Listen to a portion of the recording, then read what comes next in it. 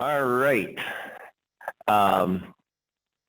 So again, good morning. Good morning to everybody that came and is here. Good morning to everybody that is still waking up. And good morning to those of you who are on this call. And it appears that there are people from foreign countries possibly on here, which is fascinating. So I'm going to go ahead and get started. Let's see what I've got here.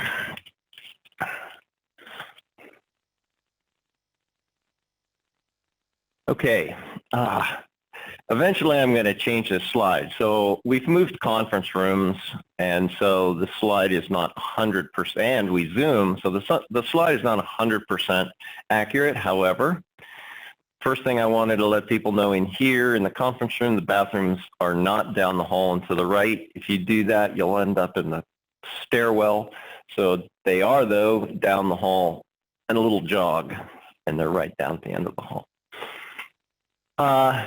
And so if you need to leave the room for anything like a call or use the bathroom, please go ahead and don't hesitate. And if you're on the Zoom session, don't worry, I don't have cameras on you, so I won't know. You can go ahead and do whatever you want. Class is 2 hours, no break. And so I'm going to try and speak as fast as I can to get in everything I want to try and teach you. So because it's 2 hours, there is no break. I am going to be teaching or talking fast. Please do not hesitate to interrupt me and ask a question as I'm going along.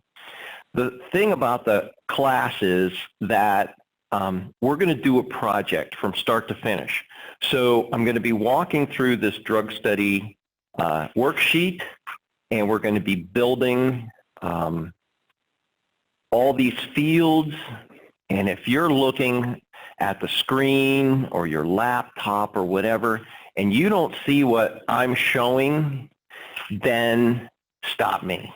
Because once you're behind, then catching up is going to be a pain, and you're going to be frustrated, and I'll have failed to teach you. And that applies to all you people that are Zooming this also. So please don't hesitate to shout out. Again, I have people watching the chat window, and if nobody answers fast enough, just unmute yourself and yell at me. So when we're done, you should be able to create your own project completely, start to finish. So it's basic, and there's certainly far more levels of how you do a project, but you could walk out of this class and be on your own and start collecting data on any kind of project that you want. So stay with me. The last thing I want is for you to feel frustrated with this software. It is really user-friendly and easy. And if you're not seeing something, then I've gone a little too fast for you, and that's fine. And that thing that they say that if you are behind or you don't see something, somebody else is behind and they don't see something, is irrelevant. It doesn't matter. If you are not seeing something, you stop me right away. I will catch you up and we'll move forward. All right. So this is kind of what we're going to do today. Give you a little introduction. I'll show you a video. I'll show you the REDCap website and the things that are on it, and then we'll run through some basics of REDCap. And then we're going to create the project shell, which is the very, very most basic start to creating a project. Very, very easy. And then we'll create a couple instruments, which are REDCap's way of how they call a form. A form is an instrument. They're the same thing. Then we'll walk through user rights so that you understand permissions on your project, how you can associate someone to your project. I know you all have rights. You may have rights on a project. If you don't, then you're going to see how that works when we're done. And we'll do some data entry because it's useless for you to have a project with fields and then not know how to enter data into it. And then equally as useless it would be for you to enter data and then not know how to export it. So those are the things that we're going to do today. So quickly, it's not a class on compliance or IRB approval. In case you have clinical research type questions that revolve around regulatory principles, then you need to direct those questions to our research administration or Maria Gordon maybe at Clinical and Translational Sciences over at CATS. So both of those groups or people have answers to your questions. So before I get started with this video, it's a short video that I think helps you understand maybe why I get so excited about REDCap. A little bit about me. Please mute yourself. Please mute yourself if you're on a Zoom call, or I will mute you. There's a number of you who are not muted. It's all right, I'm going to mute you. Okay. So my name's Terry Smith. I've been with the University of Arizona for 20 years. I've been doing data work for years before that. I have been involved with the in different aspects of data work. I was part of the University of Arizona team that handled the integration of Epic at that time. This was when before Banner and before Cerner. Epic was integrated into the University of Arizona and research, and I was in charge of the team that did the integration into the University of Arizona. And during that time, I saw REDCap up in Phoenix and was very excited about it. Came home and back to Tucson, and the next day I got what's called a license for using REDCap at the University of Arizona, and that was in 2009, and we've been growing steadily for the past 10 years. Once Banner came on and Epic left, then I migrated to the Center for Biomedical Informatics and Biostatistics and took REDCap, and that's my primary focus now, is just REDCap. So when you have questions, you'll be directing them to my team here at the University of Arizona. So let's take a minute and look at this video. I think you should be able to hear this on the Zoom session, so let's give it a try and see what happens. Whoop.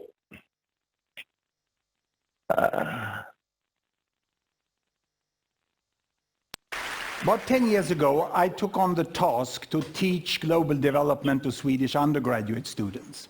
That was after having spent about 20 years together with African institutions studying hunger in Africa. So I was sort of expected to know a little about the world. And I started in our medical university, Karolinska Institute, an undergraduate course called Global Health. But when you get that opportunity, you get a little nervous. I thought these students coming to us actually have the highest grade you can get in Swedish college system. So I thought maybe they know everything I'm going to teach them about. So I did a pre-test when they came. And one of the questions from which I learned a lot was this one: which country has the highest child mortality of these 5 pairs?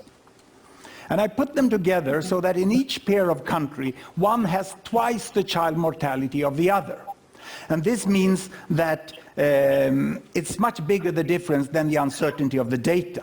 I won't put you at a test here, but it's Turkey, which is highest there, Poland, Russia, Pakistan, and South Africa. And these were the results of the Swedish students. I did it so I got a confidence interval which was pretty narrow, and I got happy, of course. I had 1.8 right answer out of 5 possible. That means that there was a place for a professor of international health and for my course. But one late night, when I was compiling the report, I really realized my discovery. I have shown that Swedish top students know statistically significantly less about the world than the chimpanzees.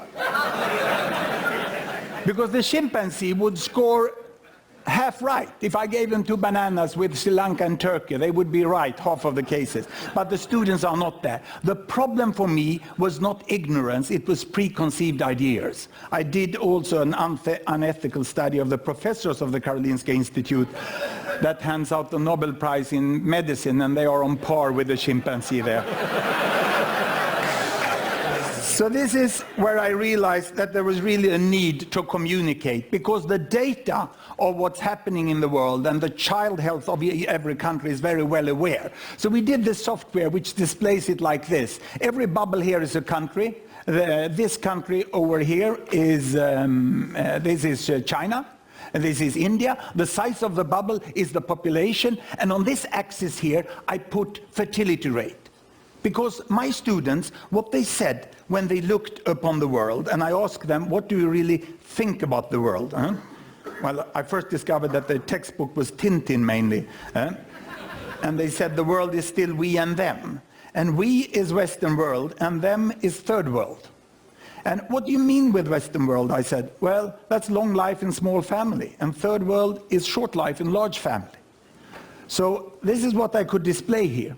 I put fertility rate here, number of children per woman, 1, 2, 3, 4, up to about 8 children per woman. We have very good data since 1962, 1960 about, on the size of families in all countries. The error margin is narrow. Here I put life expectancy at birth, from 30 years in some countries up to about 70 years. And 1962, there was really a group of countries here that was industrialized countries, and they had small families and long lives. And these were the developing countries. They had large families and they had relatively short lives. Now, what has happened since 1962? We want to see the change. Are the students right? It's still 2 types of countries? Or have these developing countries got smaller families and they live here? Or have they got longer lives and live up there? Let's see. We start the world. And this is all UN statistic that has been available. Here we go. Can you see there? It's China. They're moving against better health. They're improving there. All the green Latin American countries, they are moving towards smaller families. The yellow ones here are the Arabic countries, and they get larger families, but longer lives, but not larger families. The Africans are the green down here, they still remain here. This is India. Indonesia is moving on pretty fast. And in the 80s here, you have Bangladesh still among the African countries there, but now Bangladesh, it's a miracle that happens in the 80s. The imams start to promote family planning, and they move up into that corner. And in 90s, we have the terrible HIV epidemic that takes down the life expectancy of the African countries, and all the rest of the world moves up into the corner where we have long lives and small family, and we have a completely new world. All right. So 10 years ago, I'm doing data work for large projects, and I see the problems that people have with creating a way to acquire or accumulate or capture data like Hans is showing in this video. So what he's showing is data from all around the world. So 10 years ago, people are using laptops. Everybody's putting their stuff into Excel. Maybe they've had somebody build a Microsoft Access database for them.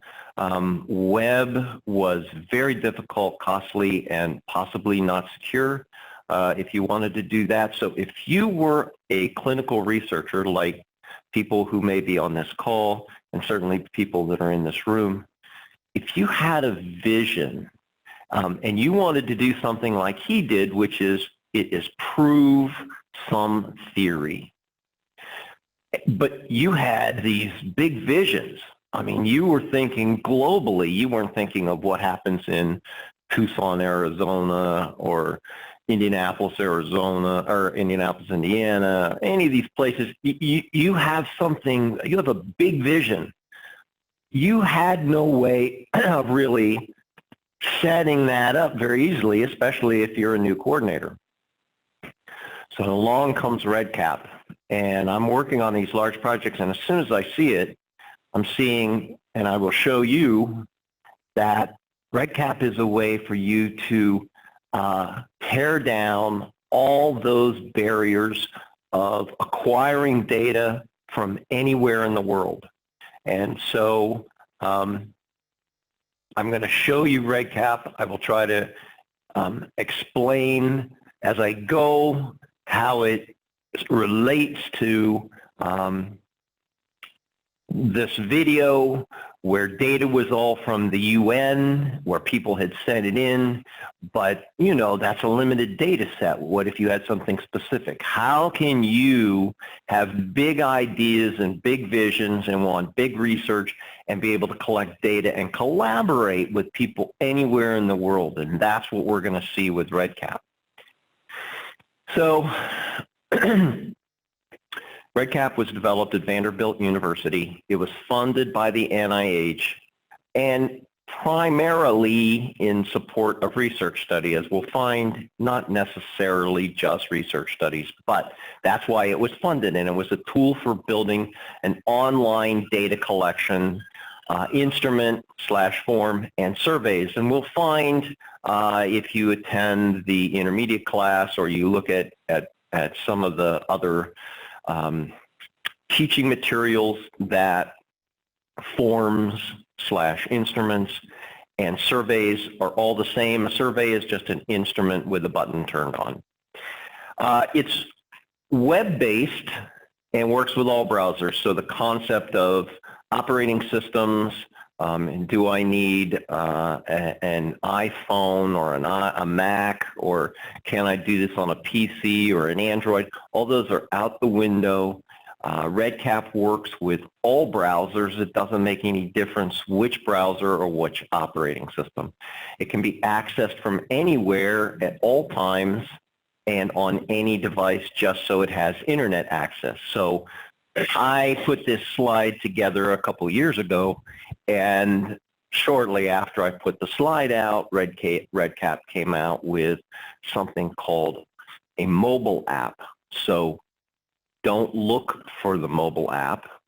It's not what you may think. A mobile app is not some little app that sits on your phone so you get a better view of REDCap. You don't need a mobile app for your phone because REDCap shows up just fine on your phone as is. The mobile app is something that allows you to go to remote areas that do not have internet access and collect data. You collect data using the mobile app, and then it resyncs back into the your project. So this is something we go over if you take the advanced class, or if you want to look online somewhere for the mobile app. There's plenty of literature out there about how that works. It doesn't require any technical knowledge. You're all here. I don't know what your background is, and I don't really have to worry about it because you don't need any experience. You don't need to be an engineer to work this. By the end of class, you're going to be able to build a project, and you will have the comfort of knowing that REDCap itself is secure and HIPAA compliant. And it can capture almost any kind of data for any purpose. And we'll see that as we build this project. I specifically put in different kinds of fields so you'll understand all the different kinds of ways you can capture data. It's frequently used for clinical and research purposes, but just understand it doesn't have to be clinical and research. It is just a database. So you can do quality control studies or animal studies. We have people using it at our College of Agriculture and Life Sciences for tracking alumni. So they regularly send out surveys, which is something that you can do with REDCap and automate surveys, and they send them out to their alumni and keep track of them. Event registration, if you registered for this class, then you used a REDCap survey. And the same with feedback surveys. Any kind of survey, you can use REDCap. It's very, very easy.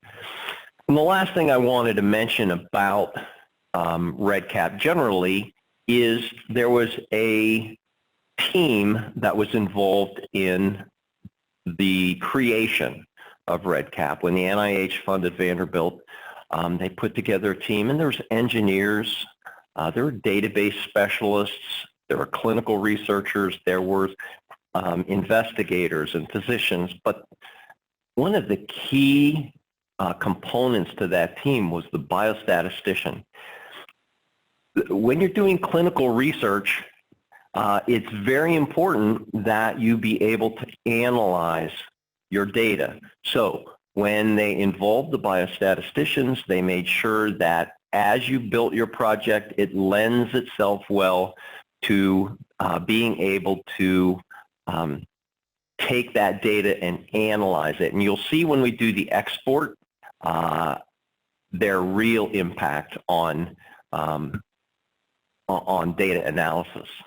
So this is a map that I did a couple years ago also, and it doesn't make any difference if it's current or not because it shows you what's important. All those red splotches there are instances of REDCap. They are places that have REDCap running, and as you can see, I mean, 2 years ago or whatever when I did this, I mean, how global it is. REDCap is in different languages. You can have your interface in a different language. We have it running, we have a project that's running with a team in Hermosillo, Mexico, and they do not speak English, those coordinators. Their interface, when they log in and they look at REDCap, theirs is all in Spanish. Same with these other places. So there's multi-language interfaces that you can get. And all these different research institutions are very familiar with REDCap. So it makes collaboration very easy and name recognition. And it also makes it easier when you're talking, if you're doing clinical research and you need approval from an IRB, there's a big name recognition, and it makes it easier for them to recognize what data storage system that you're using. So this is our website, and I just want to open it up real quick and let you see what kind of information is on it. I am part of the Center for Biomedical Informatics and Biostatistics. To get to my part of the website, you go to Services and Tools, not Research like you might think. Services and Tools, and the very first one on the left is REDCap. So I don't want to spend much time on this because you can look at this whenever you want. The only things that I want to point out is there is a button here that you can use if you want to request a new account for someone. Yes, I know you all have accounts, but if you want to associate somebody, you can direct them to the website. Everybody who has an account, everyone needs an account to be associated to a project here at the University of Arizona. If you are a University of Arizona and that's University of Arizona, both Phoenix and Tucson, or Banner Medical Center, or Phoenix Children's Hospital, your account will give you the ability to create a new project.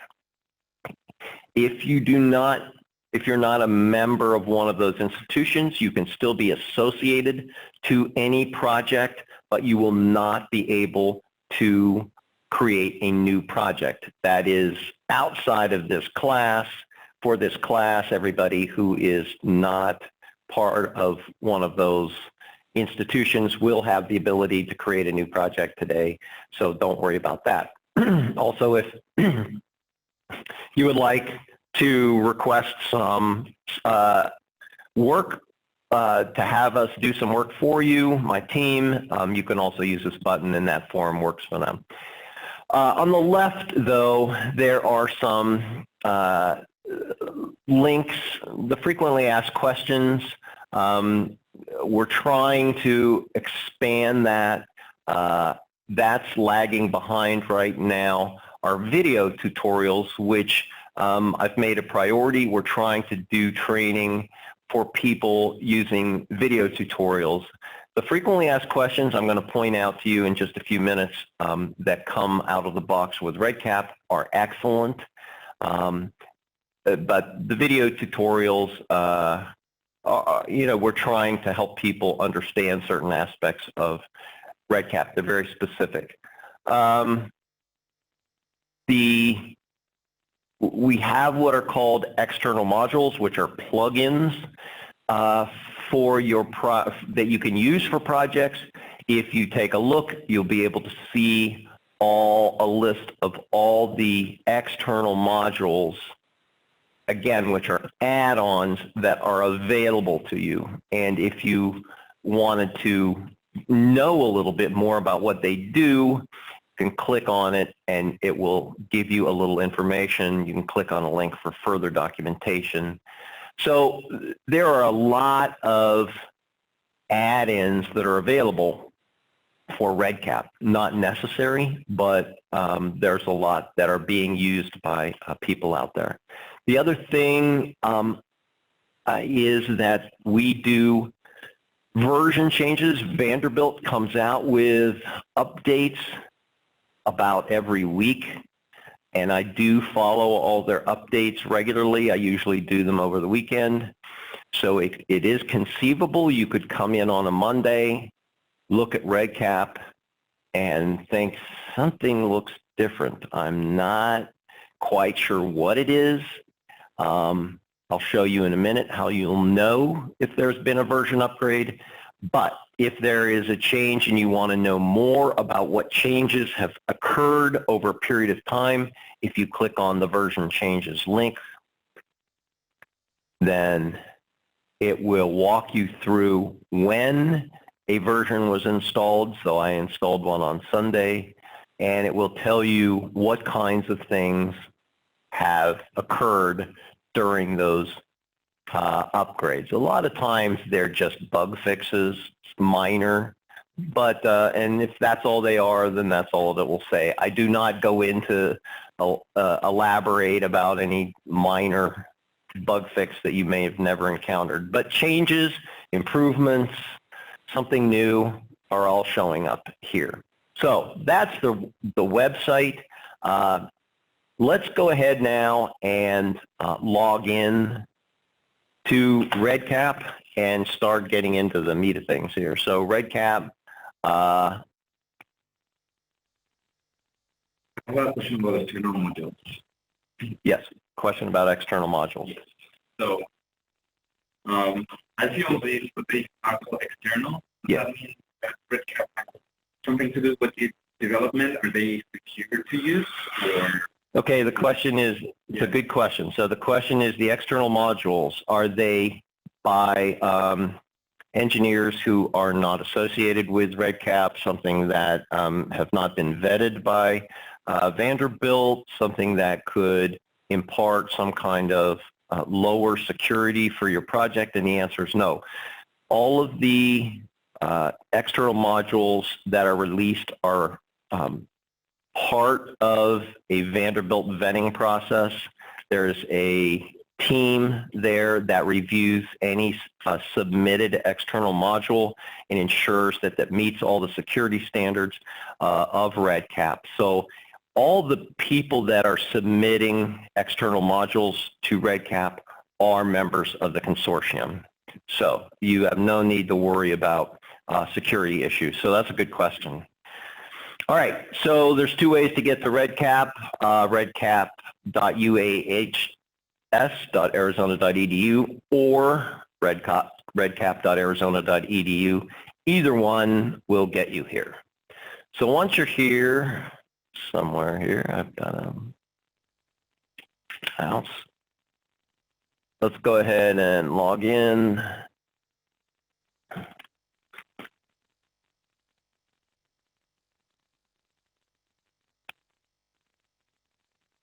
Okay, so I'm logged in. Up at the top, what you see are tabs. Even though they don't look exactly like tabs, If you mouse over them, you can see how they change. I'm going to go from left to right and talk a little bit about these tabs. So the one on the left is Home. Okay, so the Home tab gives you information about REDCap. If you needed to talk to somebody about REDCap, I mean, you could open this page up and then talk to them, and you could understand, you know, the basics of what REDCap is out there for. Up at the top, the first thing that you'll see is when I made the last version change. So here's the date, and this was online. So if you happen to come in one day and it looks a little different, look up at the top of this page or the My Projects page next to it, and you will see if there was an upgrade that just occurred. The red, I want to be clear about this red text here. So it's meant to assure you, not scare you off. It's meant to assure you that REDCap is HIPAA compliant, it's secured, we have it set up at the university so it meets all compliance standards in that respect, and it secures your data, and you can count on that. If, however, you sit down one day and print out all your participants in your study along with their demographic information, and you walk over to Starbucks and sit down for a cup of coffee, and you leave your spreadsheet on the table and somebody picks it up, that's not on us. That's on you as a coordinator. You have failed to keep your protected health information secure. As long as you've left it in my database and in REDCap, then you're secure and you don't have to worry. So that's all that red text is about. The other things that are on here, just so you know, right in the middle, there's this big thing about the weekly red zone. We do have a help session, online help session every Thursday at 1 o'clock, and you will get a message. I'll show you that in a minute, but you'll get a message to let you know right before that it's about to start. So if you want to join, if you have a question, you want to watch, what we do is we try to answer people's questions, and when people run out of questions or if nobody has a question, we usually try to make it worth your while, and we prepare an external module to demonstrate for you. Once we have demonstrated the external module, that video of the external module and the presentation goes on the website, and you can find it under the video tutorials. If you need a REDCap account, there's another link here for the request form so that you can grab the link and send it to somebody if you want. And if you need to, you want to point somebody on how to register for a training session, you can do this. You can click here. These are all accessible before you log in. I mean, you don't have to log in to be able to see these things. So you can tell somebody, just go to redcap.arizona.edu and you'll be able to see these links. All right, let's move over one to My Projects. So My Projects is going to be sort of empty for you unless you've been working with REDCap. This is a list of all the projects that you have either created or been associated to. You can only see projects that you have created or been associated to. You cannot see anyone else's work. You're totally walled off from everyone else. So you know that your project is secured from prying eyes. You will, however, probably see this public projects. Public projects, there's a few examples. They are read-only. You can click on those and look at them at your leisure if you like. However, I will point out that I feel there's a little better way if you want to play around with different examples that are not read-only. I'll show you here in just a few minutes. Next, we're going to skip over the new project. Does anyone not see the green new project option here, that plus sign. If you do and you're on the Zoom session, please let us know. I do want to make sure that you can see this new project button. Next to that is the help and frequently asked questions. This is the FAQs that I was talking about when I was showing you the website. These are incredibly helpful. As you can see by looking at the cursor, the scroll bar on the right, I mean, there is just a massive amount of information in here. They help you filter it through a button with different topics, so you can look for something that is specific for your problem, or you can do a keyword search and search for what it is that you're looking for.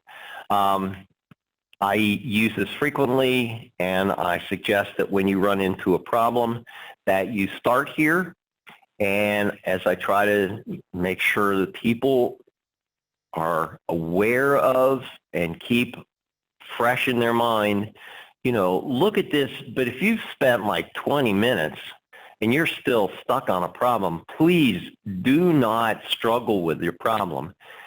REDCap at email.arizona.edu. Send us an email, and we will be happy to help you get through this. This software should not be a frustration to you, and if you're stuck on something, reach out to us right away, and we'll get you past your problem and get you moving. Next to that are some training videos. These are supplied by Vanderbilt, and so they're out of the box, and there's some very nice short videos on different topics.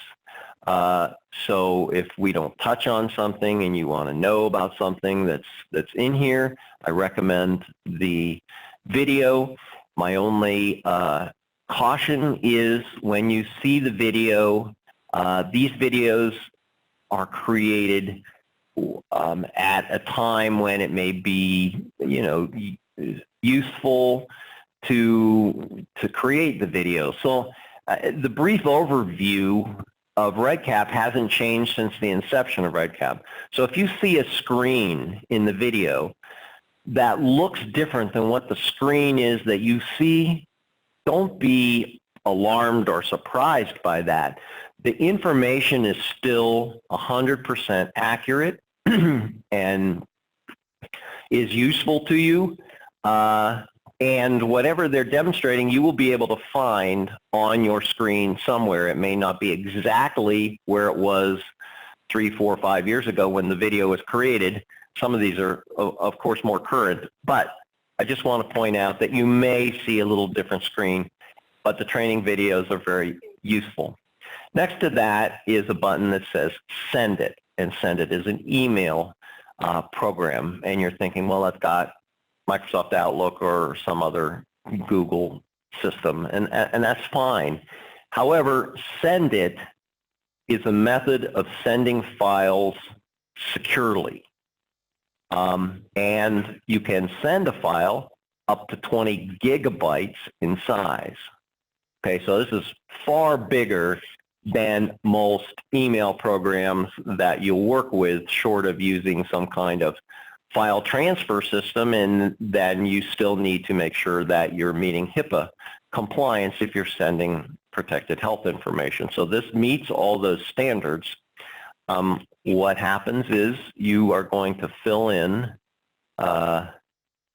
who you want to send these to, and you can send them to distribution lists. You can everything just gets separated by semicolons or whatever, and a subject and a message. And then you choose a file and you upload the file, and then you'll send it. One option is to receive confirmation that you will receive an email when somebody has downloaded the file that you've sent them. Now, what the person gets on the other end is an email. They get 2 emails. They get an email with a link and then an email with a password. So the link takes them to the file, creates a tunnel securely when they put in the password. So that link and password create a secure environment for them to make the file transfer. The file that you upload never leaves my server. So you're not worrying about sending it through the internet. You're waiting until the tunnel is created and then the file is transferred to that person. Also, because the file resides on my server, there is an expiration period which you can define how long you want it to live on my server. Maybe you just want it to be there a day and then disappear. I have had people ask me, they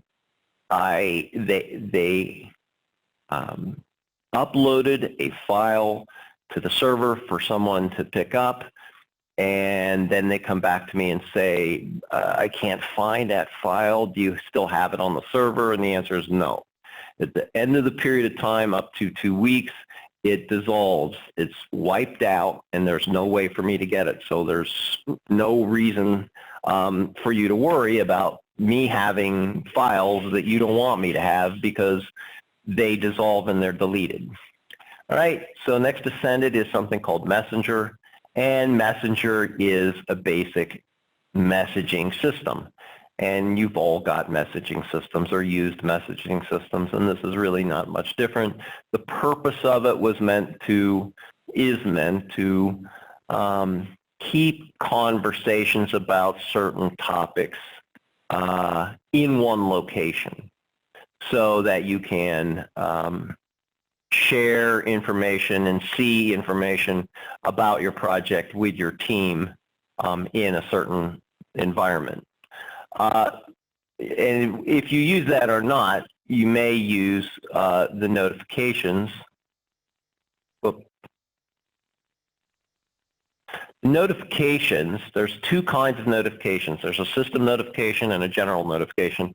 The system notification you will almost never see, but if you do, it has come from Vanderbilt, and it's going to announce some brand new functionality that's so spectacular, they can't wait to tell you about it. So if you see a system notification, it will be worth reading about. The other one is general notifications, and that comes from my team. And so you'll see one every Thursday to alert you that we are about to start a Zoom session. If you have any questions or need any help on anything, please go ahead and log in. Or if we, on the rare occasion, have an issue with the server, I will try to alert you that we've had some squirreliness with our server that day. So if you get a message, there will be an exclamation mark up here, up at the top, a red exclamation mark right next to Messenger. That will let you know that there's a message for you. You will not see Control Center, so don't worry about that. So let's go now to a new project, and let's actually get started with building a project. I'm going to get rid of the Messenger here. Okay, so everybody should see this. We're going to operate off of that form that you picked up here, or if you're in the Zoom session, that you downloaded from the website. If you haven't downloaded it, it's still there. Download a copy of the drug study, and that's what we'll be working off of, like a case report form.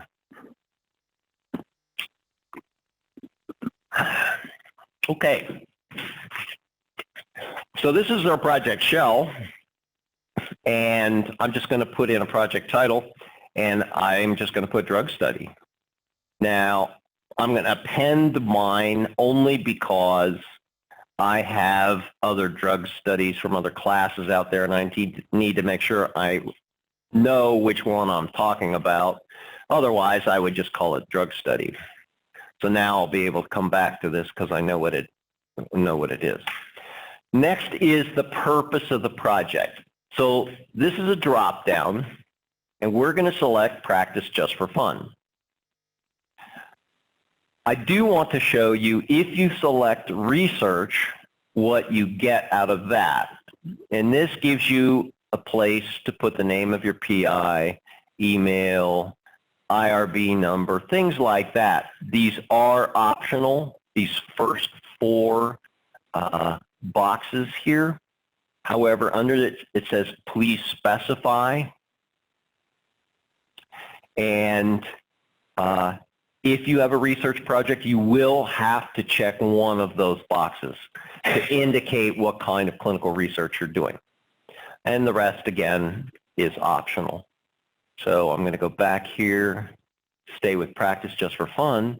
And I mentioned when we were looking at our home page, or when we were looking at my projects, you were seeing some read-only examples. A better way, I think, if you want to play around with different kinds of projects, is this button here that says use a template, choose one below. As soon as you click on that button, it lights up this window below of templates. There's a variety of templates, and there's a description off on the right of what all these different templates are. So if you just wanted to refresh your memory or learn about longitudinal database type setups, multiple surveys, you could start with a template and would pre-build all this for you, so it may be jumpstart. However, most cases people like to build from scratch generally. So we certainly are going to use the create an empty project shell today so that we can learn how to build this. So create an empty project, practice just for fun, title, that's all it takes for to create a project shell. Let's click on the create button and it will take you to this screen. You have your title of your project right up top, and you had the little green banner that says, oh, you did everything right. And so now, on the right-hand side here of your screen, this is a workspace. This is where you're going to do all the architecture of your project, the building of your instruments, the creation of your fields, everything that relates to the building of your project you should find on the right side of the screen somewhere. On the left is your navigation menu, and I think of this as talking to your project after it's built. So you want to begin adding records. So there's an add edit record link. You want to export data. There's an export data link. All these things that apply not to the construction of your project, but the use of the project once and the data entry part of it. So right side workspace, left side navigation. So let's start today with the online designer. Now there are two places that you can reach the online designer. There is a button that says online designer, and up at the top left there are some links, one of which says designer. That designer and the online designer are exactly the same. So I'm going to click on my online designer button and it takes me to this online designer page. The first thing I want to do is look at this instrument. This is an instrument here. It says my first instrument. If I look at my drug study sheet, I don't see anything called my first instrument, but I do see something called screening form. So I would like to change the name of this my first instrument to screening form. So you'd think, oh, well, I see a pencil, I'm used to that. I'm just going to click on the pencil. That would not be right. So you need to come over to the button on the right, which says choose action. Click on that, and the very first one is rename. Click on the rename, and then we'll highlight this, and we'll just call it screening form. and hit enter. And you've saved your screening form, and now it says screening form. Now I can't tell you how many projects I've looked at and seen 10, 12, 15 instruments on their project, and their very first one is my first instrument because they don't know how to change the name. So you're way ahead of the game already. All right, so we've changed the name, we've got the screening form. Let's start adding some fields to it. To do that, now we're talking about our pencil. Click on the screening form, ready to add fields. Awesome. All right, so we're going to scroll down a little bit. That green's going to go, banner's going to go away in a second. And we see that we have one record, or one variable, one field already created. It's called the record ID. So every entry of data in any database must have one field that is unique. If you're going to have any kind of relationship for all your instruments, they will all need to relate back to this ID. So this is created for you by default. It's set up to auto-generate an incremental ID. So that means every time you add a new record, the ID will go 1, 2, 3, 4, 5, 6, 7, and continually do that. Now, you can change that, create your own record IDs if that's what your project requires. That's fine. The thing about the auto generation, you know, it kind of automatically de-identifies your data when it comes time to do an export, because the auto increment would not relate to anything. So I would think twice before I change it. I really like the auto incrementation. However, in our project, if you look closely underneath the screening form, we're calling all our IDs subject numbers. So I just want to make sure that you understand that we can change this record ID just by changing the name, and the variable will not affect that it is still auto-creating, auto-incrementing. So I'm going to use that pencil always for edit, except for that changing the name of the instrument. So here I've got a window, and I've got a field type. Text boxes won't change.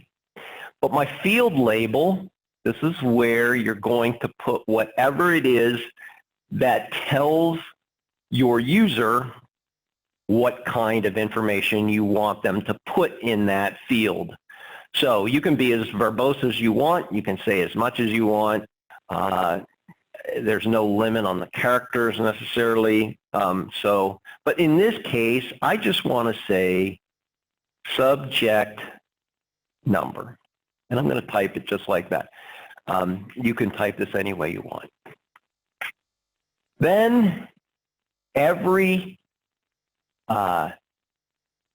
field has two parts, the label and the variable name. The label can be as long as you want. The variable name should be less than 26 characters. In this case, I'm going to type it just the way I typed my field label, just for demonstration purposes. Okay, so I typed it exactly the same, capitals, spaces, and as soon as I click somewhere else or hit enter, you're going to see the subject number for the variable name has changed. It removed the capitals and it replaced the space with an underscore. I show you that so that you know that you can type a variable name in, like you're on a roll, you're just typing away, and you're thinking, I forgot I typed a space, I need an underscore. Don't think that way. Just type your variable name in there and let REDCap take care of making sure that it's compatible with the database language. So type subject number in any way, REDCap will take care of the rest. The reason you want it less than 26 characters is because when you do a data export and if you use a variety of different software packages to import into statistical software packages in particular, they may very well truncate your variable name to 26 characters or less. So get in the habit of keeping your variable name less than 26 characters. If you put in more, REDCap will alert you, but will not remove any characters. It will allow you to type whatever you want. Just make it a habit to type in less. All right, I'm going to save that. And now I've got a field called subject number, which matches my CRF, my case report form. All right, underneath that, I want to add a field. This will be my first field. I'm going to add a field, and I need to select my field type. So this is just going to be a text box. This is a text box, and I'm going to type in first name. That's my label. That's what I want people to know about what kind of data I want in there.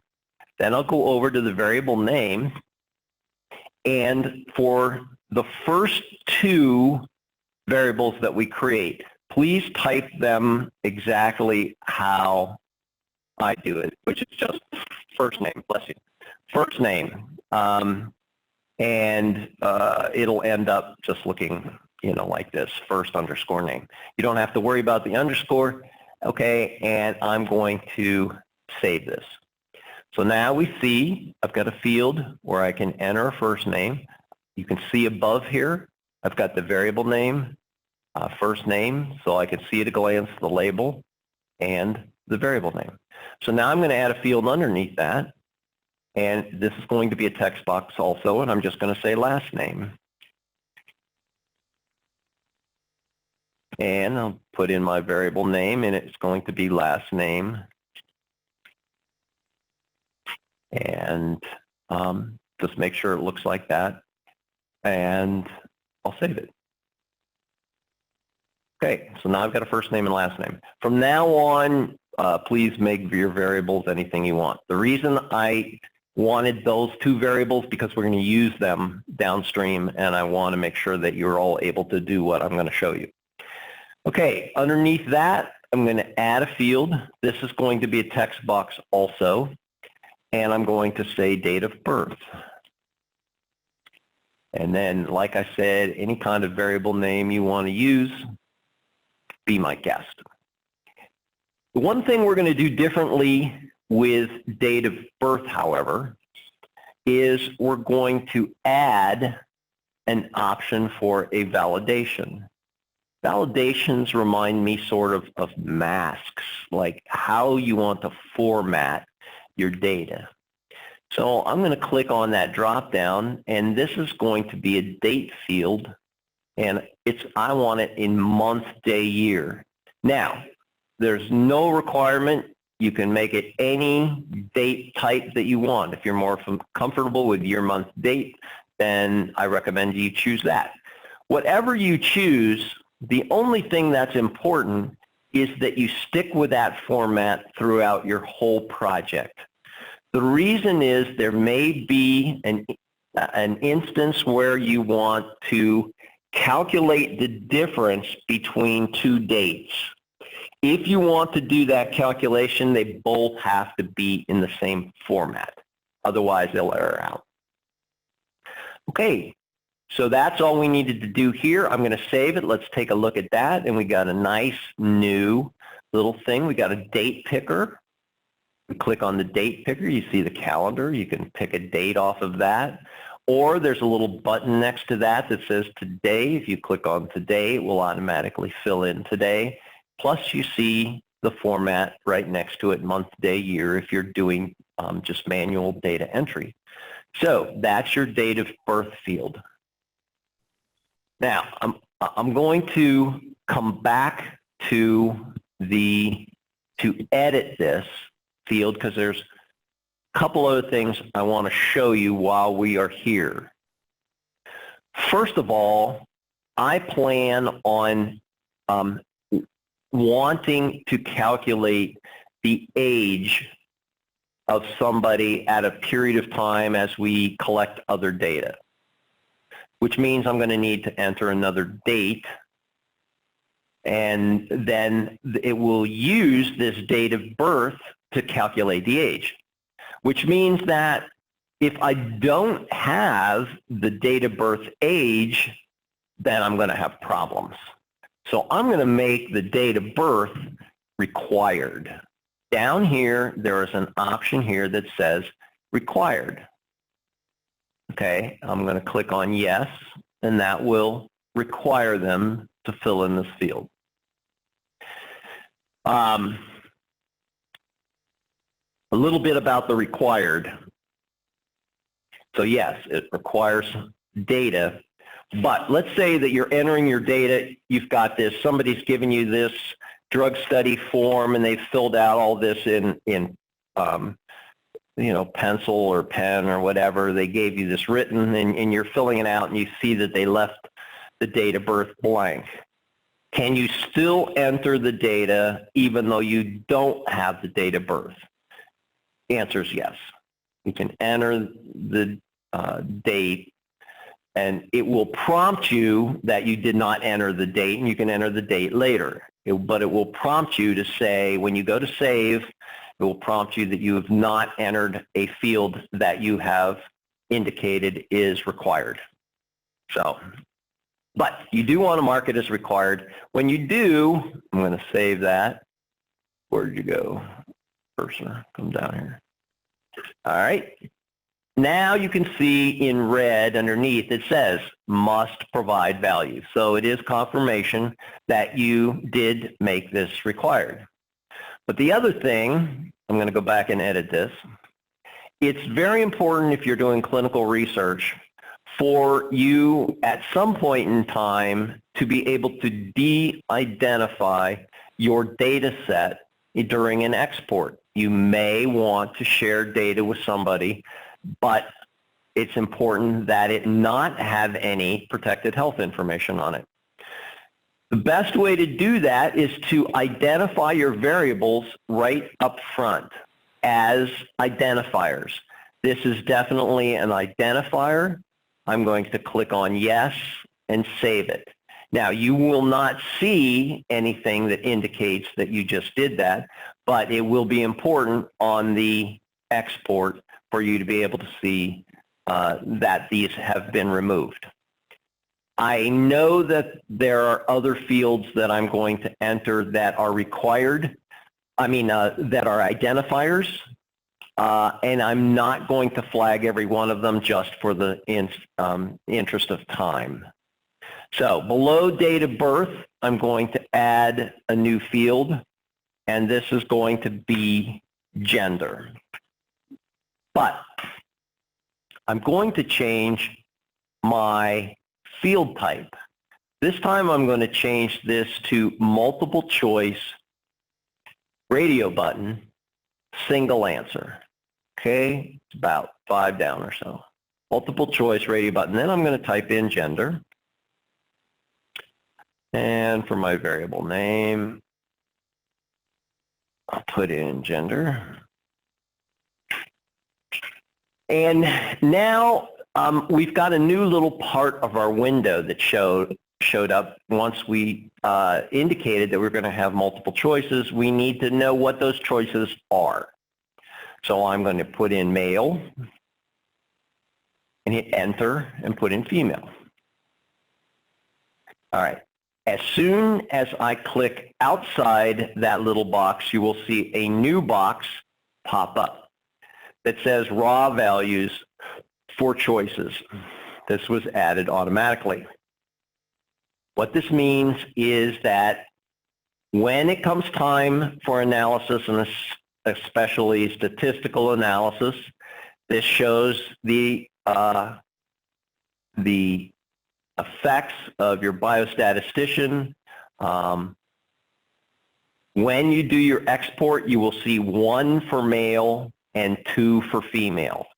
When you view this, you will not see 1 and 2. You will just see male and female. So you don't have to worry about confusing somebody. But when you export, you will not see male and female text. You will see 1 and 2. So since we're here, I also want to talk a little bit. I'm going to go back to edit this. Let's say that you want to add an option. A lot of people in clinical research like to use like a number 9 for no response, so that they know that there's no response. Just because 1 and 2 were automatically created doesn't mean that they can't change, or that you can't add something, you know, just for yourself. So here I'm going to add a 9 and a comma and say no response. All right, and save it. And everything is fine. You now see no response underneath. And when it exports out, it will be a 9 instead of a 1 and a 2, which, you know, depending on your project, you may prefer. And one last thing now that we're here.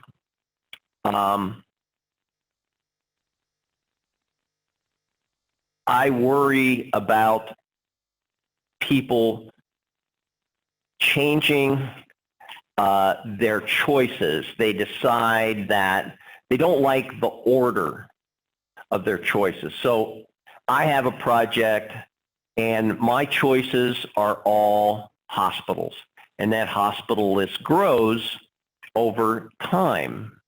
New hospitals are added to the options. I also want them sorted alphabetically. Now, when you enter data, this number, the 1, is linked to male. If you change that to 2, then all of a sudden 2 will be linked to male. You do not want to change these numbers once you've started collecting data. That's what ties you into the text that's next to it. But if you want to resort, there's no reason you can't resort right here. So if I wanted female first, all I'd have to do is put female first and save it. And now you will see it's resorted with female first. However it appears in this window is how it will appear to your user. So when whenever I have a new hospital, I just hit a number, I say new hospital. It automatically will number when I leave. Okay, so it took the next number, which is 10, and then I resort it so that it's alphabetical, and I'm good to go. So don't worry about renumbering, especially after you've started to enter data. Just keep adding them in the bottom and then reordering them through cut and paste. All right, below that, below gender, we're going to have a new field, and this one's going to be multiple choice. Drop-down list, single answer, about 4 down. Okay, single answer, and we'll make this ethnicity. And variable name. And again, whatever variable names you want is fine. We'll go down to choices, and we'll put in Hispanic. Oops. If you hit tab too early instead of enter, you can always just come back in, keep on going, and non-Hispanic. And save it.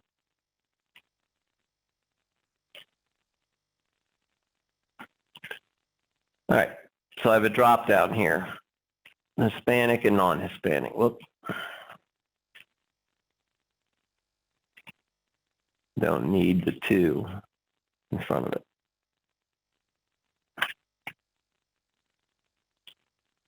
All right. So there we go, Hispanic and non-Hispanic. That's how you get drop downs. So the difference between drop downs and option buttons, radio buttons that we showed above here, there's no real difference. It's purely how you want to display your options to your users. Okay. Below this, I'm going to add another field, and this one is going to be checkboxes, multiple answers. So this is going to be race. Okay. And my variable name is race. Now, I'm going to enter all of these race options from your sheet. You don't have to if you don't want to. I'm just doing this because I want to show you how they look on an export.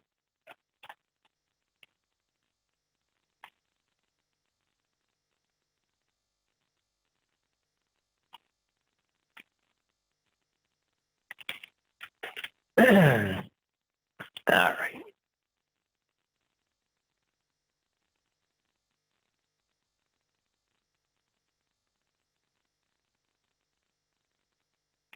Okay, so there's my options in there, and I'll just go ahead and save them. It's going to renumber them first, same as all the other options, and now you see you've got checkboxes. They're squarish, and they work differently. So in this case, I've decided that I want to capture, if someone is multiracial, I want to be able to capture all the races that they identify with. So I can click on multiple checkboxes, and then if I make a mistake, I can always come back and uncheck the box. Okay. If I am in a drop-down and I select an option, and I realize that it's a mistake, I really don't have that information yet, I can click on it and select the blank above it. Wipes out the data for them. If I'm in an option button, radio button, and I make the wrong choice, I can't just click on it twice and make it go away or click somewhere else. So if I need to get rid of it, off on the right, there is a little thing that says reset. Click on the reset, and it will wipe out the selections that you've made. So that's how you fix all your mistakes for data entry. All right, we're going to add a field below race. This is going to be a text box. And we're just going to say other race and make a variable name other race and save it. Now, this gives me the option of entering a race if somebody checks other, and then they can fill in what that other is.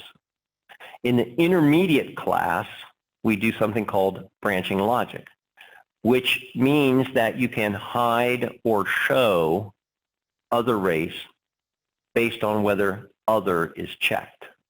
So if you're not going to take that class, just look up branching logic somewhere and it will explain that to you. It's very easy to do, but very effective in ensuring you get data only when you're supposed to. But this is a placeholder for the next class. Underneath this, I'm going to add another field, and this is going to be a text box also, and I'm going to say email.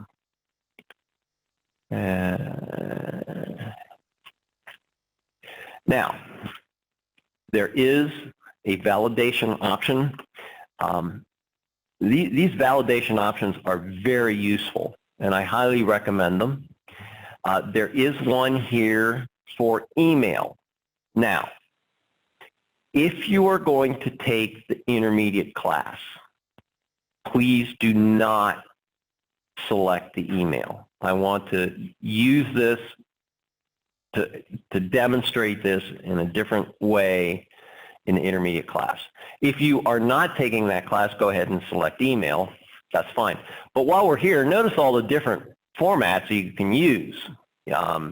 You can say, make sure something is an integer, and so there's no decimals, or number, certain decimals, there's phone numbers, social security numbers, there's zip codes. All of that is in here. So we, however, are not going to have, we are going to not have any validation if you're taking the class. So what does it give you by having that email validation? It ensures that you won't have someone enter their data like I encountered once when somebody wanted they had a legacy old project in Excel and they wanted the data moved to REDCap. And they had a lot of data entry people, different, ages and different experience, and they were asked to collect email addresses from people. So somebody would give them their email, and let's say it was mine, and they said tsmith6 at email.arizona.edu. And I'd read it, and it said tsmith6 at email.arizona.edu. And they just spelled out at, because they didn't know that an email had an at sign in it. Another example is I may be typing quickly, typing in emails, and I may type in tsmith6.email.arizona.edu, which is not an email address. The email validation will force you to have an at sign, make sure it's in a format for an email address, and help you catch your errors on your data entry. Of course, it's not going to make sure that your email is correct, but it will make sure that it's in the right format. All right, underneath this, we're going to enter a new kind of field. This is going to be a matrix of fields. So it's the button right next to Add Field.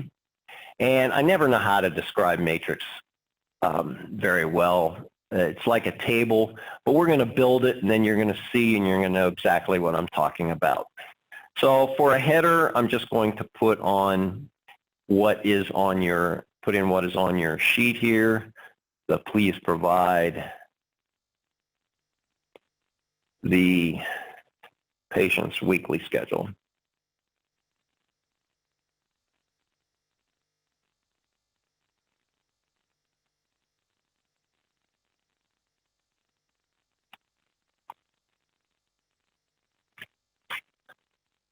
All right.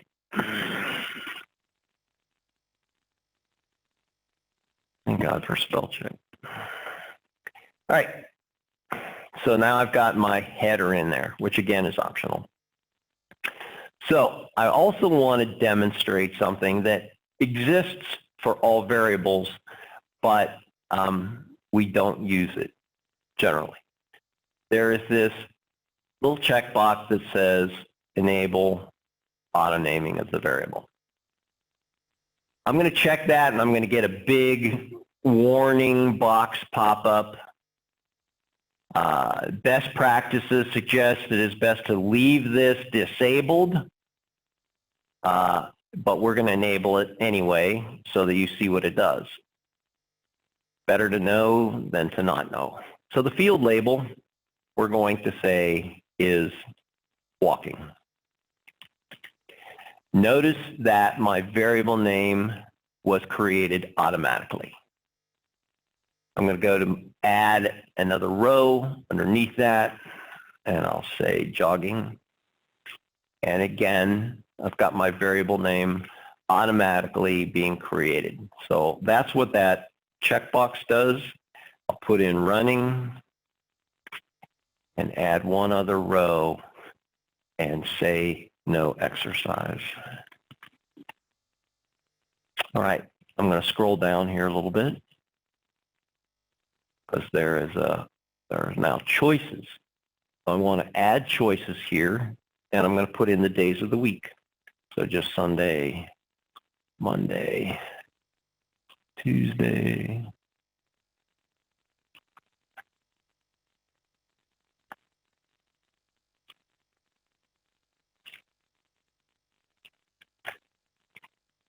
Okay, so got days of the week in there. I need, bless you, I need a matrix group name. And no, you can't turn off that little box that keeps popping up and tells you that it changed to raw data, even though you just wish you could. Matrix group name, I'm just going to call this exercise. Doesn't matter. And I'll save it. All right, this is a matrix. So notice you got your headers in here. I know you've seen these things before. You have your choices, and then if I go through here, I can say I walk on Sunday, and I jog on Monday, run on Tuesday, no exercise on Thursday, I walk again. Wait a minute, I've got a problem. I can't walk on Sunday and Thursday. That's no good. So I'm going to come back to my design with my pencil.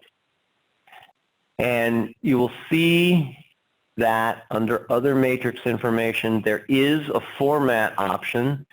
By default, it is radio buttons, but you can change it to checkboxes. If we change it to checkboxes and save it, now your problem is solved.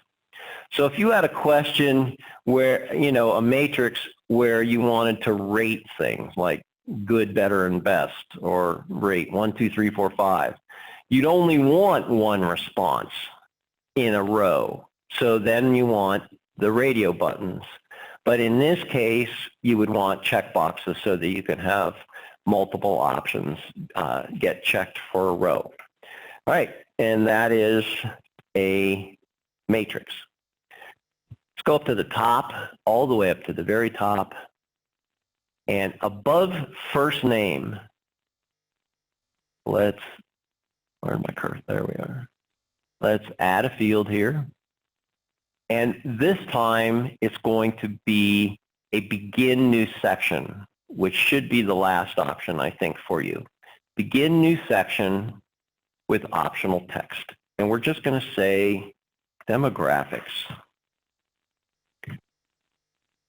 and save it. And we'll see now that we have a header, something that would help us if we had a long form or instrument. It would break it up. We could be able to see what's where. The other thing that, yes, question.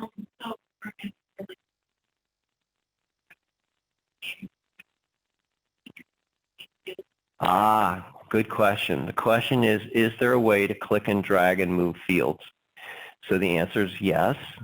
So if you put your cursor to the left of the field, you can drag and drop and move things around. So, good question. However, one comment about headers. So if I am looking at a case report form that I'm building, and I know I want to now start the section below here with a header and then some fields below that, if I try to create a header here, it will not work because you can't create a header unless it has something to head up. So you need the fields first, and then you can put the header above it. All right. So the other thing about headers, if you're taking the intermediate class or you start looking into surveys, there is an option on a survey to break up a survey into different pages. You do that by, it breaks up by headers. Every time a survey encounters a header, it will open a new page in an online survey. That's an option, not a requirement, but now you know what we're talking about when we're talking about headers. Let's now return to our list of instruments. The blue button right here near the top. And we're back at our online designer. Okay, I want to create a new instrument. We actually have not created an instrument. All we've done is fill one out that already started for us. So let's create using the button here, the green font, and it brings up this button here that says add an instrument. I'll click on the add an instrument. I'm going to say consent form. And click on create. So you should now see 2 instruments. And that's how you create a new form. So let's just take a look real quick. You see the fields here. There's 13 in the screening form, and there's none in the consent form. We haven't put anything in the consent form. But just like those fields, we can drag and drop our consent form, our instruments, and reorder them. So if I drag my consent form up to the top and make it my first form, it tells me that it's been completed. And if you take a look, now I've got 1 field in the consent form when I didn't have any before, and I have 12 in my screening form. So if I look at my consent form and open it, what I see is my record ID, my subject number, has been moved automatically to the first form. So I'm going to go back to return to my list of instruments, and this is important when it comes time for surveys. And I will make sure that you understand that if you are taking the intermediate class where we do surveys. But you just need to know that the record ID always is in the first form on your list. When I move screening form back up to the top, it now has 13 fields and consent has none. So I'm going to come to my consent form and open it up, and I'm going to add a few fields here. First field I'm going to add is a yes/no field. Okay, and my field label is going to be consent received. Oh, and look and see, my variable name automatically created because this box is still checked. So I'm going to go ahead and uncheck that box for the future. It's fine for now because this is less than 26 characters. And if we look below, we see our yes and no field have already been created for us. 1 is yes, 0 is no. You cannot edit this. Notice it's grayed out. If you want no to be first, if you want no to be 1 and yes to be 0, or 1 and 2, any other option, you need to change that to option radio buttons and do it yourself. Otherwise, this is what you get. Yes, no. That's it. One option here, though, is if I go back here, and I notice that I'm starting to take up space with my options here. Maybe it would be nice if instead of up and down that vertical, maybe I change it to right horizontal. Right meaning right justified, right side. Horizontal meaning going across. If I save it, now you see that your yes, no looks like this. And maybe you like that better.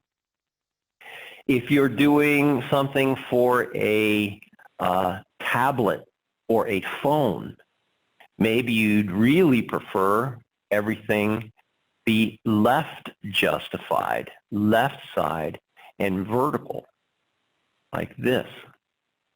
Or the other option is left horizontal. Again, trying to keep it on the left and save a little space maybe, and you get this. So those are your options. You don't have to have them all lined up there on the right. You just decide what you want and save it.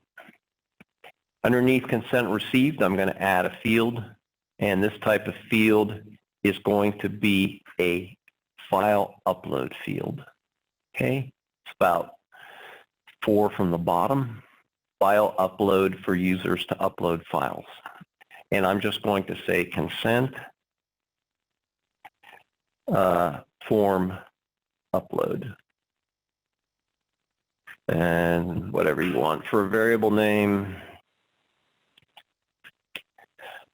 I will demonstrate this when I actually do data entry, but what this does, I'll save this so you can see, it gives you a way to click on a link and then upload a file of any type to your project. So in this particular project, I'm going to upload a PDF or a document or whatever of my consent form, some scanned document, and then I will have a hard copy available to, let's say, my monitor who may want to come in and not have to look through a binder. You know, you have all of your documents right here.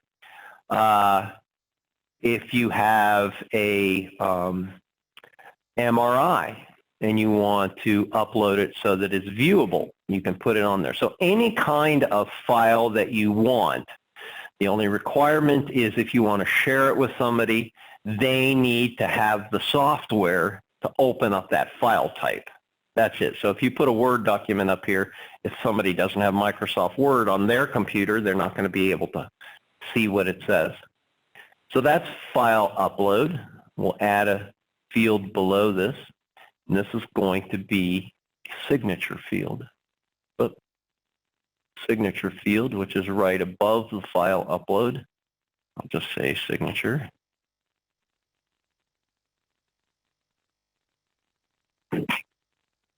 And again, I'm just going to save this, and I will demonstrate this when we do data entry. And then below this, I'm going to add one last field, and this is going to be a notes box, which is the second one under text box. A notes box, and I'm just going to say comments. But for my variable name, I'm going to say consent comments. Now, there are three variable types that I think that you should remember.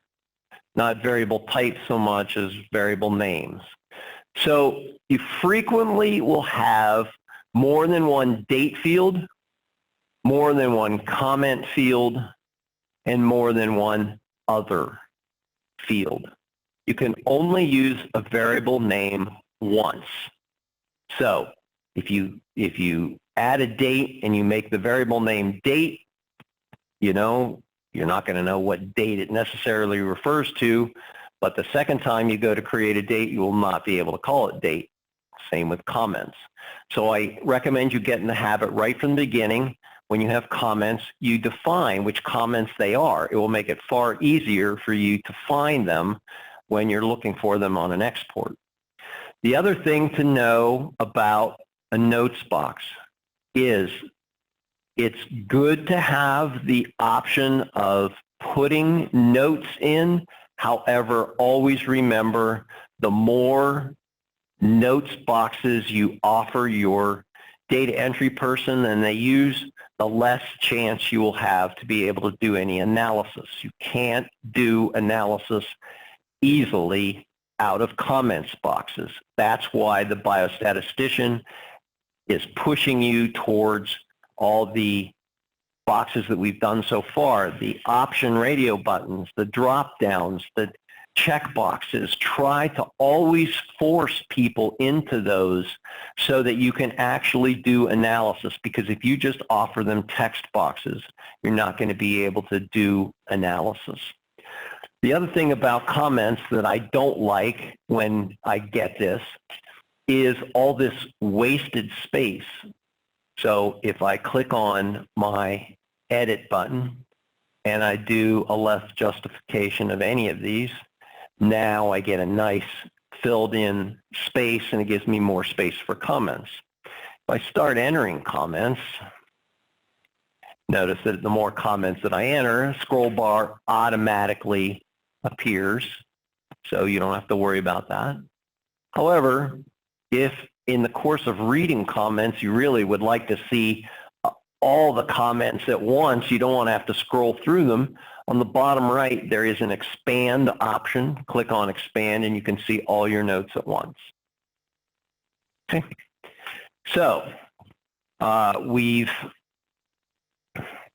created our instruments.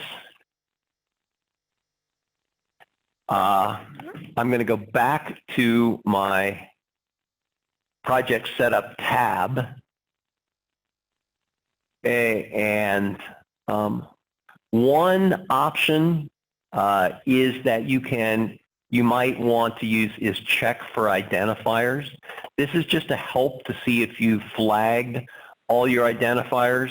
It's not flawless, but right now it sees that these fields have not been flagged as identifiers, and you may want to just then go back in and check them as identifiers. And again, it's not real easy to see. It's right underneath the Online Designer, and there's the link for check for identifiers. So again, if you've named something that's a little more obscure, it may not pick it up for you, which is why you should get in the habit of doing it when you create the field, but there is this option for you to check the field. Now you've got your instrument, you've got your project created, now you want to work with somebody. So you want to go to your user rights, and you will see here your name.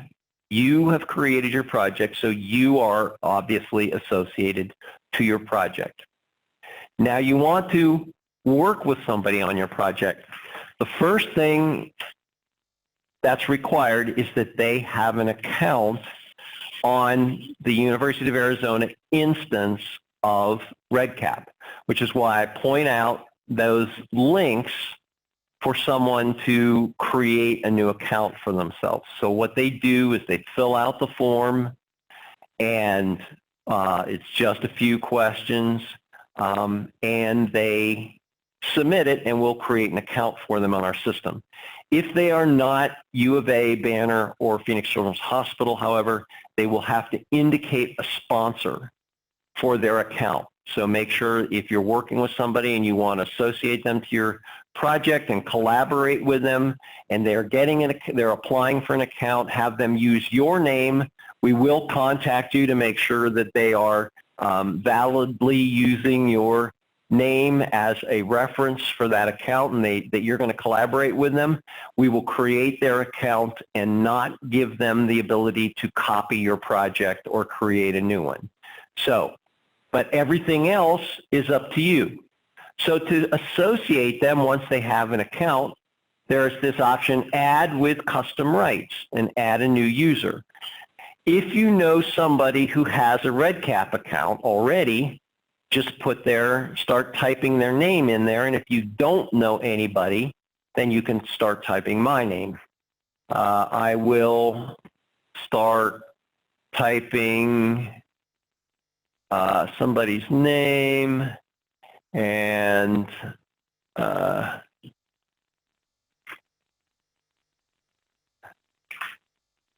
find them, and then add them. You can start with their first name, their last name, their user name, whichever you want. You should be able to find them. If you can't find them, it's because either they don't have an account, or perhaps their account is suspended. The accounts get suspended if you've not logged in for a year. At the end of a year, for security purposes, we suspend your account. But doesn't mean we can't unsuspend it. All you need to do is let us know, could you please unsuspend my account? No questions asked. We'll unsuspend your account. We will check to make sure that you're still either an employee, or you're still on the user list for a project, but things like that. All right, so let's walk through this real quick. The first option here is project design and setup. So if you want somebody to be able to add fields, create instruments, manage things like that, they need project design and setup, or they will not be able to add a field. User rights. Fairly self-explanatory. However, just because you have user rights, just because you have project design and setup permissions, does not mean you have user rights permission. So you would need to give somebody user rights permission so they can then associate people to your project. You may want someone to manage that part for you, so you give them the user rights permission. Let's scroll down a little bit to the data exports. By default, the de-identified option is checked, but you can give them no access, meaning they can't export any data, or a full data set, which is probably what you would do if they were somebody that, you know, had project design and setup and all that. Full data set is an option. There are two de-identified options. The one with the asterisk is defined here on the left. The other one is just to remove tagged identifier fields, which are the ones that you have created. This other de-identification option is more comprehensive. You can read about it at when you have time, but basically removing date fields, etc. All right, I'm going to scroll all the way down, and we see create records. So this is obviously something you want if they're going to do data entry. The thing that I want you to know as creator of the project, there will in all likelihood come a time when you want to delete a record. You may not want someone else to delete a record, but you may want to delete a record. So you're going to go to the area that allows you to delete a record. And you're going to click on a button, and you're going to be looking around, and you're going to be trying to figure out, how the heck do I delete a record? And you will not be able to figure it out. The reason is, just because you created the project, you would think that you would get delete record permission by default, but you didn't. So if you want to delete a record, you're the owner, you're the administrator, go in and give yourself the delete record permission, and then you will be able to delete records, not until you give yourself the permission.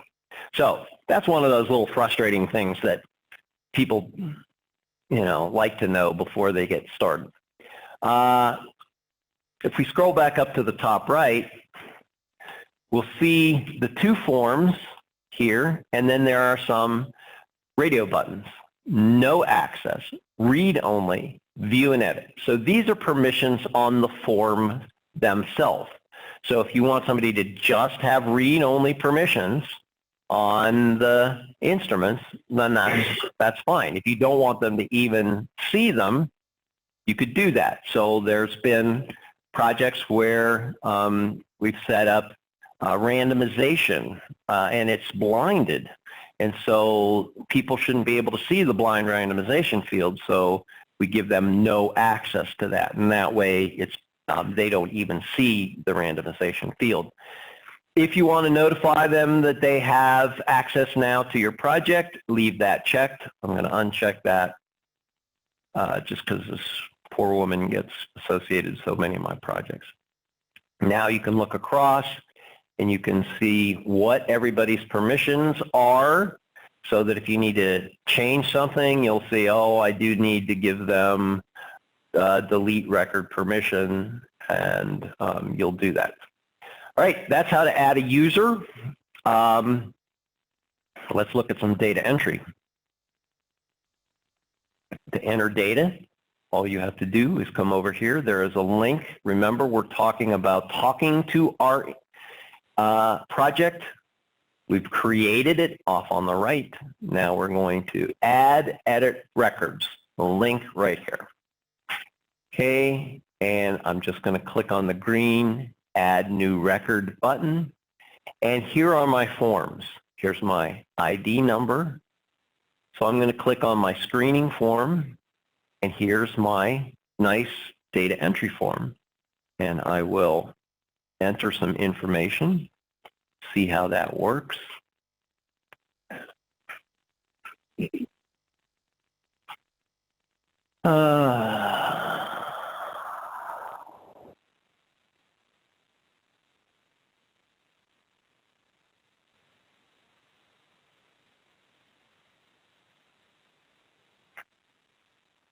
And click on a few of these things.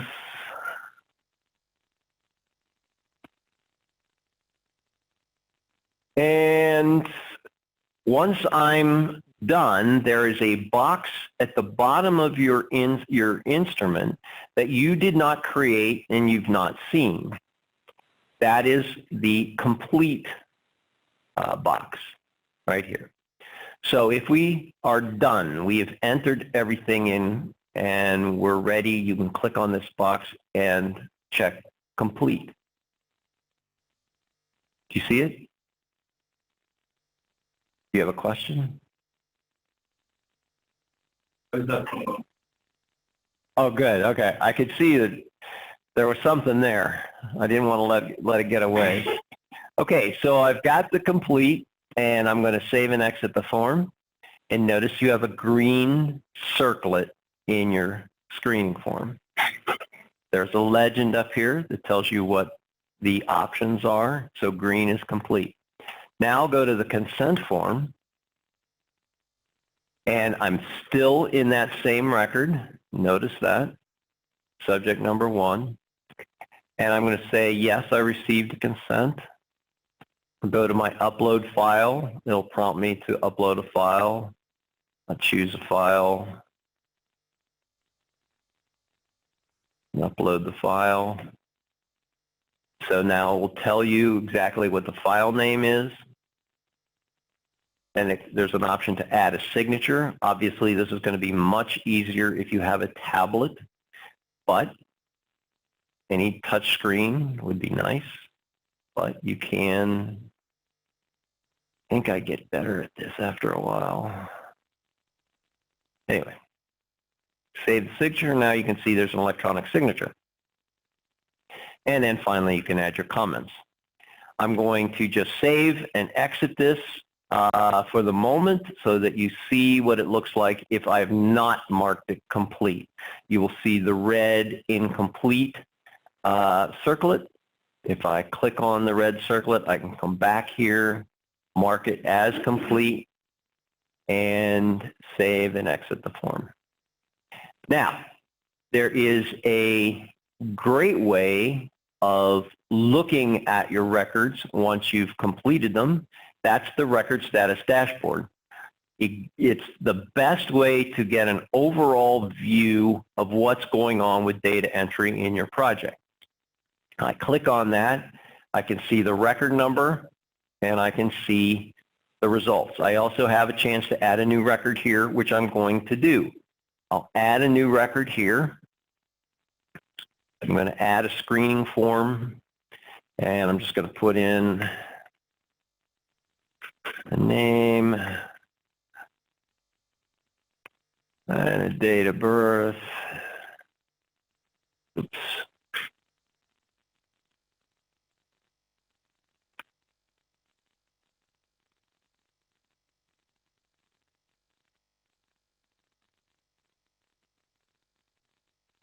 And I'm just going to leave this like that, incomplete. That's all the data I have. Save and exit. I've got that. Now I'm going to look at my record status dashboard again, now that I've got 2 records in there. And now you can see at a glance, you know, 1 and 2, and what's completed, what's not been addressed at all. Now, one thing that I like to do, it's just a little tweak or a trick or a tip, whatever you want to call it. I look at these subject numbers, and if I'm going to come back to it, it would be kind of nice to know who these people are at a glance. So there is a way, if you go back to your project setup tab, and I'm going to get there, up at this top left, I can see my project setup all the time by clicking there. I'm back here, and I'm going to scroll down about halfway down the middle of the page underneath something called optional modules and customizations.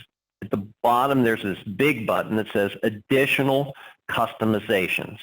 I'll click on that button. The very first one is set a custom record label. I'm going to click on that, and there is an example right here if you forget what we just do or what we're about to do. You can return the value of a variable by taking the variable name and putting it in square brackets. Basically, that's called piping, if you ever see that term used. So in this case, I'm going to put a left square bracket, and I'm going to type in the variable name, first name. And now you will know why I asked you to type your variable name, first name, and last name exactly the way I do so that this works for you. So I'm going to put first name and last name in a bracket.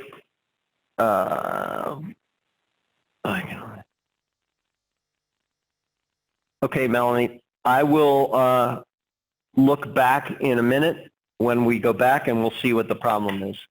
So I see first name, and I'm going to hit a space and then a left square bracket and type in last underscore name, just like the variable. Okay, so I've got first name and last name, and save it. Okay, so doesn't look like anything happened necessarily, but if I go to my record status dashboard and take a look, now I've got names. So, Melanie, is it correct that you only see subject number 2 and not number 1? And if that's the case, the additional customizations are on. For those of you, again, you can get to them through the project setup, and they're in the middle of the page. The additional customizations are right here. We went here and then filled in the set a custom record label. Okay? All right.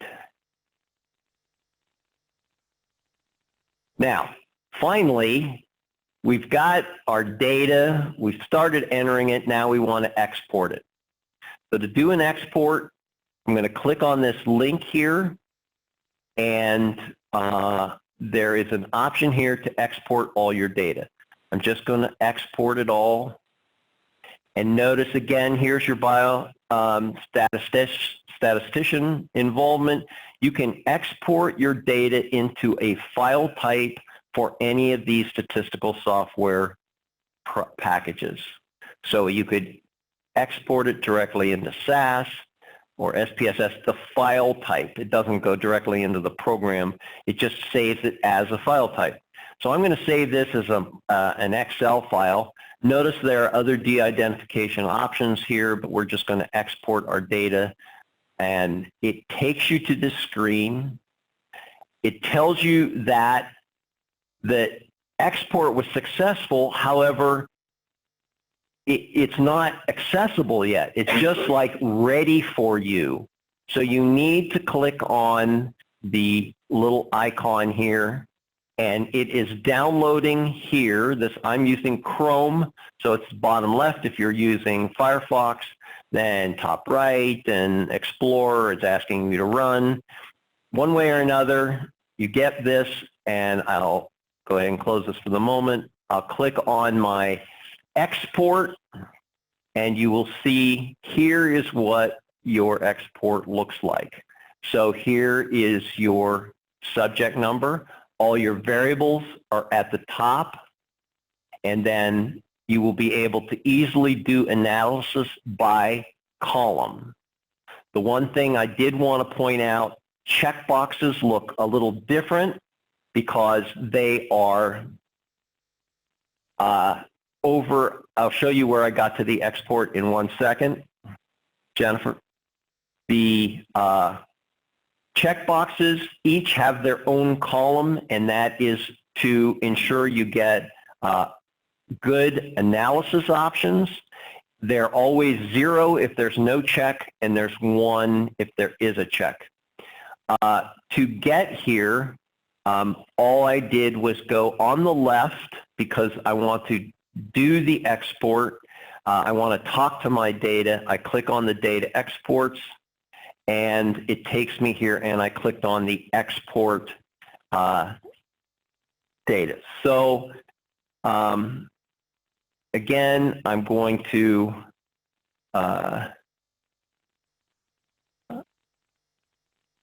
do that export, and the one thing about the export,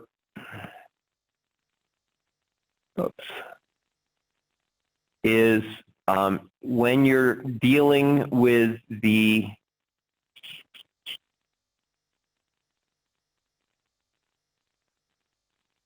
it in this format, it's like difficult to know what these variables are. The other option for you would be to go back to your export options up here and export your data and take the labels. It's relatively useless for analysis, but it does bring the labels up for you, and you can see now what the actual label is instead of the variable name. So you can copy this and